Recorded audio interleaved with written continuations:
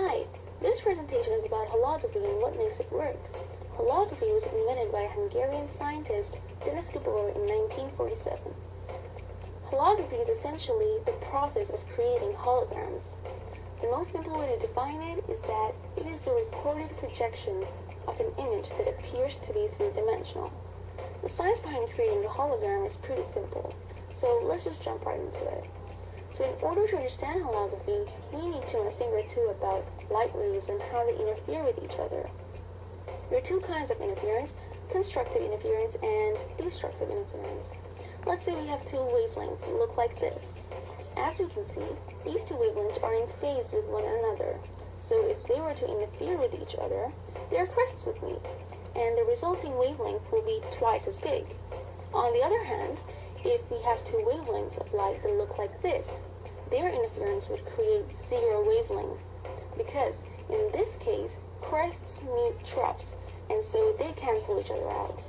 Of course, in reality, there are thousands of wavelengths all interfering with each other at the same time.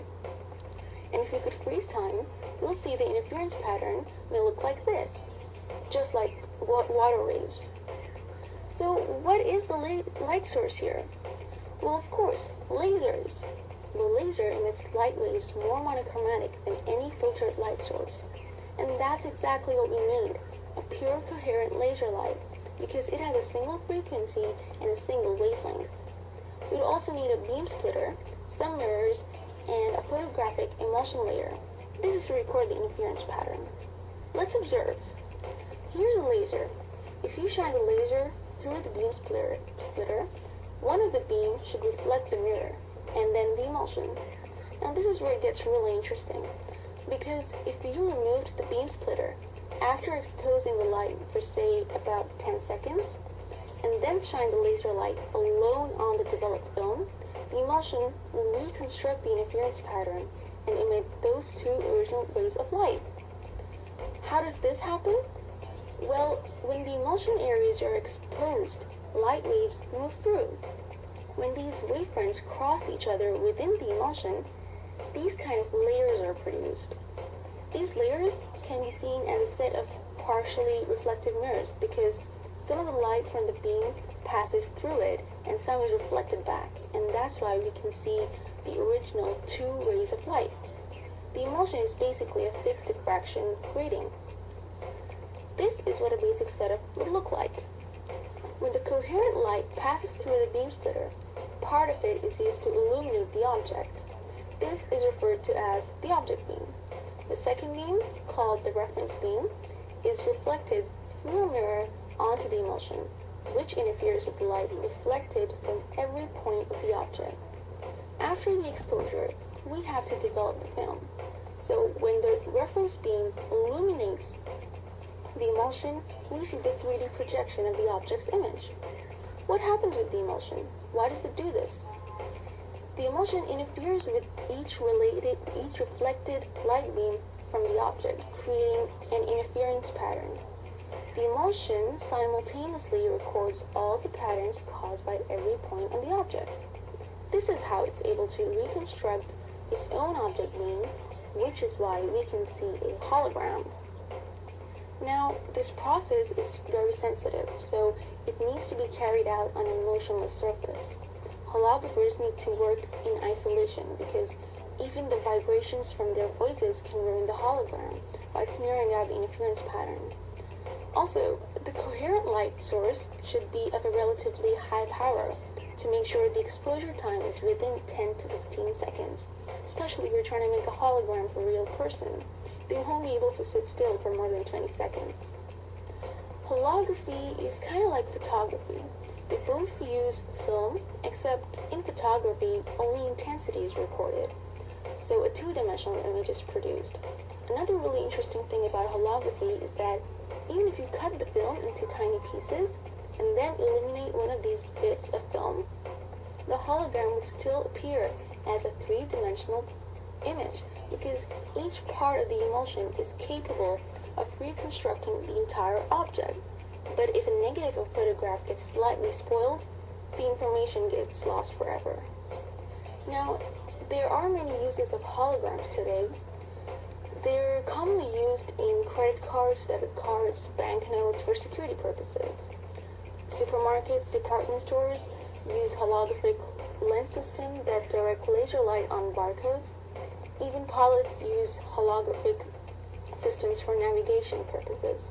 Some digital cameras have holographic crystals so they can focus in dark conditions. Many technological firms are working on bringing holography into our lives. The idea of a holographic TV may become a reality in 10 or 20 years from now. In a few decades, you may also be able to see holography in video conferencing. Imagine holographic Snapchat and holographic video games. And imagine future babies playing with holographic toys. And what if technology becomes so advanced that we can create programmed holograms? You know, like a man-made programmed holographic world. Yeah, well, whether people will like so much holographic technology in their lives is one thing, but actually being able to create such technology would be an adventure. Now, speaking of the holographic world, a lot of physicists and cosmologists consider the mere possibility that our universe might be a hologram.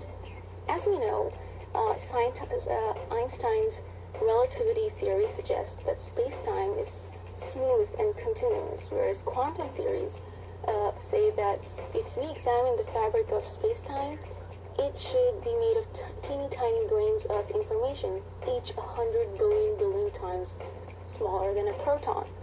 So, physicists explain the holographic principle by combining these two theories. They say that the space-time could be a two-dimensional surface, and the teeny tiny grains of information in space-time must act like dots in a vast cosmic image, defining the resolution of our 3D universe. They argue that with mathematical proof that everything only appears to be three-dimensional, but in reality it is only in two dimensions because it's a hologram. They've even designed a special instrument called a holometer to detect any kind of motions in space to prove whether or not we're living in a hologram. Now, even if they prove this to be true, what does that make us? Programmed holographic images? But if we're just images, then how do we behave the way we behave?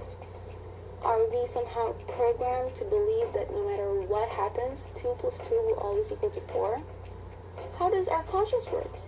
If the reality of our universe is that it's a giant hologram, an illusion, then how does everything happen in such a perfect order? Why does the sun never fail to rise from the east and set in the west? How are we programmed to see everything in 3 dimensions when it's in only 2 dimensions? Has anyone ever seen a glitch in this program? Have we ever been able to discover any backdoors? I do believe that the universe is more than what it appears to be, and that it's full of undiscovered treasures, but it's just hard for me to comprehend that everything we've ever known is just an illusion. I'm not a hologram, and the idea offends me. I'm a real concrete person and not some programmed image created by some reflections and lasers and stuff. After all, how can a hologram think it's a hologram? I'm Dania Zahir, and thanks for watching.